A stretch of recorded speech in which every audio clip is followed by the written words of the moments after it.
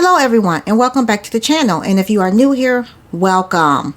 This week's Self-Care Friday video, we will be exploring the toxic side of self-care. Yes, there is a toxic side to self-care. But before we jump into the video, don't forget to like, comment, share, and subscribe. Hit the bell notification to be notified each time I upload a new video. Now let's jump into it. Now, we all know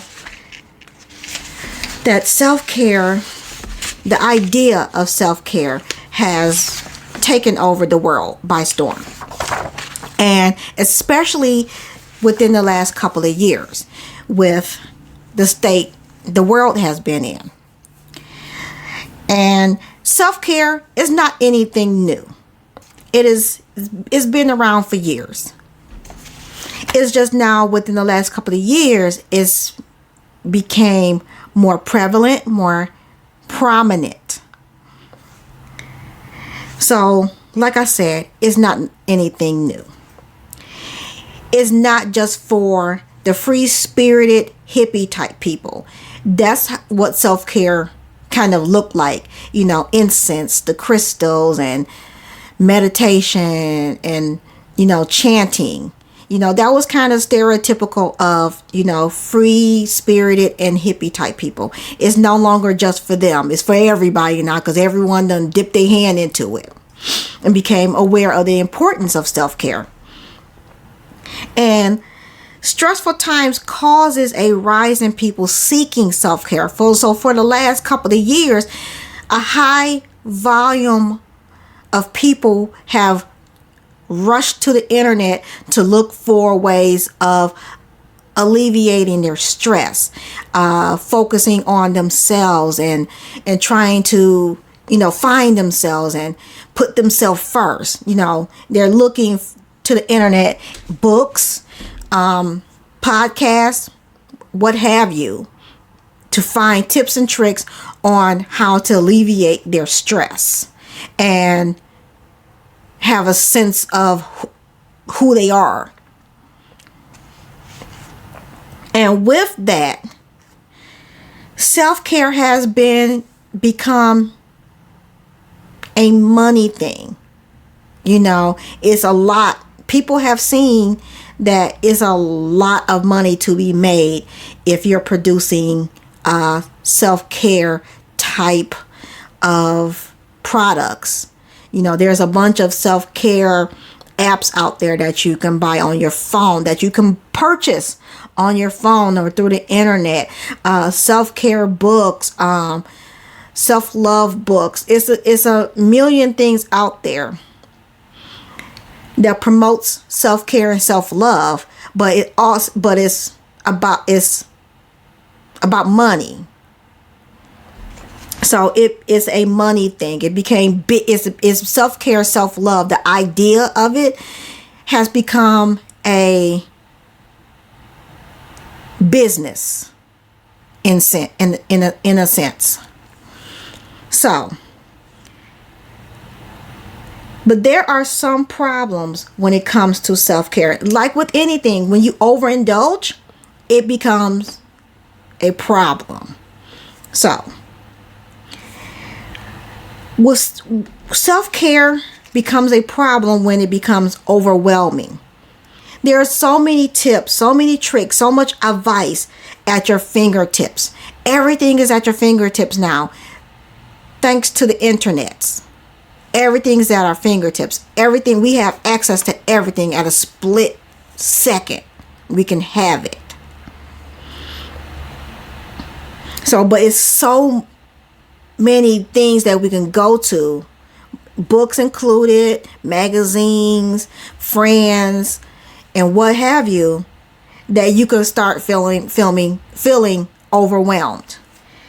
If you're still struggling with symptoms like trouble sleeping, mood changes, skin issues, stomach issues, you have to question, is this you being overwhelmed with all of the self-care knowledge, or is it really burnout? And if you want to know about burnout, check out my previous video self-care video where I discuss burnout. I will try and link that in the description bar for you to check out.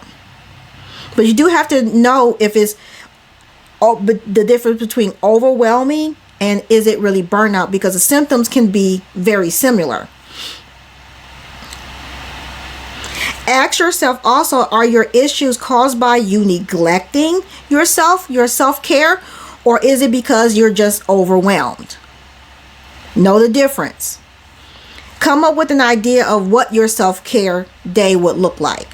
What activities? If it was a perfect day for you to focus on yourself, what activities would you prioritize? And what activities would you include? Focus on those particular activities and let go of the rest. If it doesn't fit in your perfect ideal self-care day, let it go. Because you don't want to overwhelm yourself. That will help you keep from feeling overwhelmed when you're doing your self-care. Self-care can also become toxic when you're no longer able to hear your own inner voice. Like I stated before, you're getting so many opinions from friends, family, other loved ones, co-workers, just people in general. You're going to the internet, you're looking at videos, you might be looking at my video. But there's so much information out there. It's so many different opinions, and you're taking on all of those different opinions, and you having so many people basically talking in your ear, virtually or physically. Is all of that drowning out your voice? Are you not listening to yourself and you're only listening to the outside voices that are coming from these people?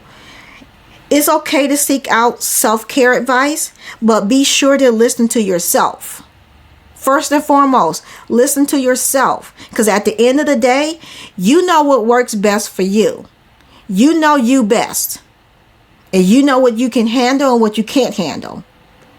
So at the end of the day, you have to learn to really listen to yourself over the outside voices, because you know you best. Self-care can also become toxic when it's time consuming. You're spending all of your time researching self-care, these different tips and tricks, and trying to include every last one of them in your self-care routine. Time is very precious. Time is one thing you cannot get back. So spending all your time doing and researching self-care and self-care topics and everything can be very damaging. You will not be able to focus on anything else. You'll be completely consumed by, your research and trying to do every self-care or self-love activity. It could even cause more stress to you by focusing solely on that. You'll wonder where the day went. Time just flew.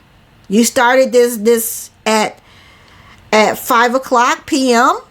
and next thing you know, it's midnight. What happened in between? And this will also leave you feeling as though you haven't accomplished anything, and those that you've missed hours.